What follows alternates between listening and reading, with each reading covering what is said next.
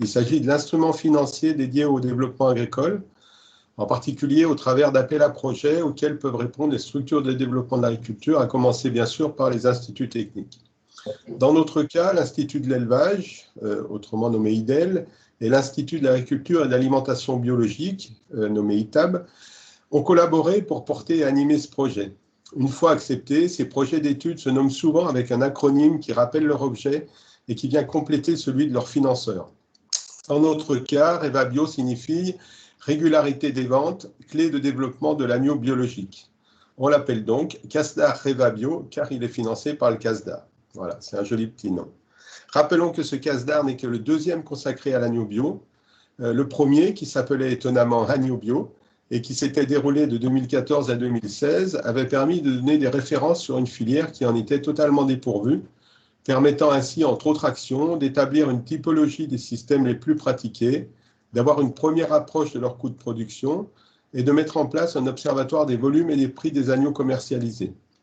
Avec la loi Egalim votée en 2018, qui rendait nécessaire des indicateurs de marché fiables, coûts de production et cotation, nous pouvions penser à l'époque que ceci allait se mettre en place rapidement. Donc, améliorer le taux de commercialisation des agneaux bio nous a semblé alors une priorité pour pouvoir réussir le développement volontariste du marché de l'agneau bio qui était contenu dans le plan de filière d'Interbev. Pour cela, arriver à rapprocher offre et demande dans les périodes où leur décalage était le plus important était le premier point à améliorer, au même niveau que le revenu des éleveurs.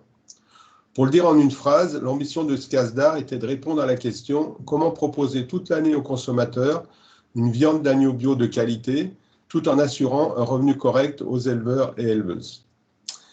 REVABio apporte, sinon la réponse, du moins un certain nombre de réponses à cette question, comme nous allons le voir au fil de la journée.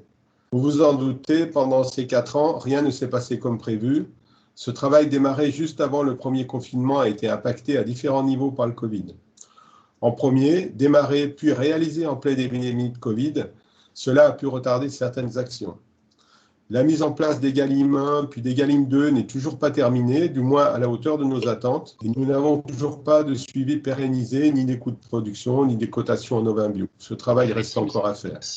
Enfin, l'épidémie de Covid, les confinements, les perturbations sur le marché des matières premières qu'elle a entraînées, perturbations amplifiées et prolongées par la guerre en Ukraine, ont fortement modifié la structure de la consommation alimentaire depuis 3 ans et ont ouvert une période d'incertitude et de questionnement pour toutes les productions de qualité, à commencer bien sûr par les produits bio. L'agneau bio, qui figurait déjà comme la filière viande bio la plus compliquée, est aussi impactée par cette crise. Nous n'en sommes pas encore en faire le bilan de la crise, celle-ci n'étant pas terminée, mais nous en avons tenu compte autant que possible dans les présentations qui vont suivre. Ceci étant, l'essentiel des travaux réalisés lors de ce CASDAR reste largement indépendant des aléas économiques, mais les stratégies des opérateurs, comme l'état des filières par exemple, doivent être vues comme un point d'étape qui est susceptible de connaître des évolutions dans les prochains mois. Le constat initial était donc un décalage trop important entre une consommation qui restait centrée sur Pâques et une production qui, au fil des années, était de plus en plus faite par des agneaux nés en fin d'hiver et vendus à l'automne, période de creux de consommation. À ce constat s'ajoutait celui des éleveurs pour qui produire des agneaux en hiver avec des fourrages conservés et des céréales ne permettait pas d'avoir une rémunération à la hauteur du travail nécessaire ni des frais engagés. Cette notion de régularité doit répondre aux besoins des filières régionales qui veulent un étalement de leur approvisionnement local, mais aussi aux filières nationales qui peuvent jouer sur une complémentarité entre les différents bassins de production. Ainsi, le projet REVABio comporte 3 axes en sus de la communication et de la diffusion des résultats. L'axe 1, c'est l'analyse des différentes techniques d'étalement ou de report de la production et l'étude de leur acceptabilité par les éleveurs. Pour ce qui est de l'acceptabilité par le consommateur, on peut remarquer que nous avons exclu la castration des itinéraires étudiés. L'objectif était de générer des références techniques en matière d'autonomie alimentaire comme de coûts de production. L'axe 2, c'est l'étude des complémentarités et des éventuelles concurrences au sein et entre les bassins.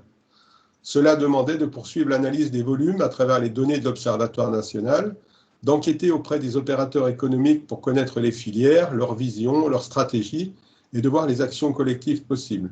En modélisant les possibilités d'étalement pour optimiser la complémentarité, L'objectif était de proposer un cadre de discussion pour la filière, ainsi que des leviers de politique publique aux acteurs et au pouvoir public. Enfin, l'axe 3, dernier axe, était l'analyse de l'impact de ces techniques d'étalement et de finition sur la vente d'agneaux à travers la définition d'une durée minimale de pâturage permettant d'observer les bénéfices d'une finition à l'herbe, qui, je le rappelle, est riche en oméga 3, puis de comparer l'impact des différentes techniques de report sur la qualité de la viande. En effet, depuis presque 30 ans, le développement des SICO s'est fait sur la base d'un rajeunissement des agneaux, qui sont de plus en plus élevés en bergerie, les agneaux de report ayant été quasiment abandonnés. L'objectif était de générer des références sur la qualité de la viande d'agneau produite à l'herbe en fonction des différents itinéraires, que ce soit la qualité nutritionnelle ou la qualité sensorielle. Tout ce travail a été porté par l'Institut de l'élevage, Vincent Belay étant le chef de projet, et par l'ITAB, d'abord avec Catherine Experton qui l'a lancé, puis avec Soisy Groger qui l'ont animé toutes les deux. Vincent Belay et Philippe Demaison de Bio Nouvelle-Aquitaine ont eu la responsabilité de l'action 1 sur les techniques d'étalement. Ils se sont appuyés sur la maison régionale de l'élevage PACA, la coordination agrobiologique des Pays de la Loire, Biocentre, Bio Nouvelle-Aquitaine, le CIVAM Bio Ariège et les GAP de Haute-Loire, du Lot, du Puy-de-Dôme. Ils ont bénéficié également du projet tutoré de 3 élèves du CFPPA de la Cazotte à Saint-Afrique en Aveyron. Jean-François de Glory puis Antoine Roinsard de Forêt Bio et Catherine Experton puis Soisy Groger de l'ITAB ont eu la responsabilité de l'axe 2, la vision des filières et l'analyse des complémentarités entre systèmes et bassins, basés sur des modèles mis au point par Marc Benoît d'INRAE et avec l'appui de Marie Miquel et Cassandre Matras de l'IDEL et des animateurs et animatrices de Gab et Grab. Isabelle Legrand de l'IDEL, Sophie Prache d'INRAE et Jean-Marie Mazingue de Biocentre ont eu la responsabilité du travail sur les impacts de ces techniques sur la qualité de la viande. Ils et elles se sont appuyés sur Anopied d'IDEL pour le volet bien-être animal et sur 2 établissements d'enseignement, Tour Frondette Agrocampus en Indre-et-Loire et le lycée agricole de Montoire en Loire-et-Cher pour les essais en ferme de report de départ des agneaux. Enfin, Sophie Valex de Vétagrosup à Biodoc a coordonné le volet communication, diffusion, promotion avec Héloïse Bugot. On ne va pas oublier les autres partenaires associés auxquels on a pu faire appel ponctuellement, la FNAB, la coopération agricole, la Chance Bio, l'ACTA, Format Bio, le CIRPO, le CZ de Rambouillet, la Commission Bio Interbève, le lycée de Mel, la Frabora, le RMT Économie des filières animales et l'UMT Sésame et la PABA. Enfin, il nous faut remercier bien sûr tous les éleveurs, organisations de producteurs ou abattoirs qui ont bien voulu donner leurs résultats et aussi de leur temps pour les entretiens et les focus group. Venons-en maintenant pour terminer au programme de cette journée. D'abord, il faut bien que vous notez que nous mangerons relativement tard pour faciliter l'accès à la cantine pour ceux qui sont présents à Paris. Tout de suite, Soisy Groger va vous donner le mode d'emploi pour participer aux nombreux quiz qui vont rythmer la journée avec l'appli Klaxoon. C'est pour voir si vous suivez tout ça. Puis elle fera une synthèse du tour de table. Ensuite, Vincent Belay reviendra rapidement sur les raisons qui avaient amené à déposer ce projet au CASDAR. Puis Antoine Roinsard nous présentera les résultats de l'Observatoire de la filière, les chiffres clés sur la production d'agneaux bio en France, avec un point sur la conjoncture. Cassandre Matras nous synthétisera ensuite les réponses des opérateurs économiques, OP et abatteurs, sur leur vision de la filière, leurs attentes et leurs besoins. Après une pause de 10 minutes, Vincent Belay et Philippe Demaison nous présenteront les données technico-économiques des itinéraires d'étalement qui existent aujourd'hui et leur acceptabilité par les éleveurs.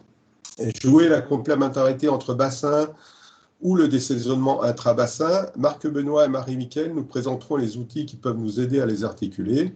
Ensuite, nous aurons plus d'1 heure pour déjeuner de 13h15 à 14h30. Au retour du repas, Soisy nous fera la synthèse des focus group qui ont réuni éleveurs et opérateurs aval dans 4 des bassins. Puis nous passerons aux résultats de l'axe 3, avec les retours sur le bien-être animal et la qualité de la viande issus des essais de report de vente des agneaux qui ont eu lieu dans les 2 lycées agricoles. Nous aurons une nouvelle pause vers 16h avant que Lucille Rey-Cadillac de l'INRAE nous présente les résultats des analyses de la qualité de la viande d'agneau finie à l'herbe. Enfin, Héloïse Bugot nous fera l'inventaire de tout ce qui a été produit au cours de ces CASDAR, en particulier le kit pédagogique. Et nous conclurons cette journée vers 17h en essayant de tracer, en s'appuyant sur les résultats de ce CASDAR, des pistes d'avenir pour notre filière ovine bio, au-delà de la conjoncture difficile que nous connaissons. Voilà, bonne journée à tous.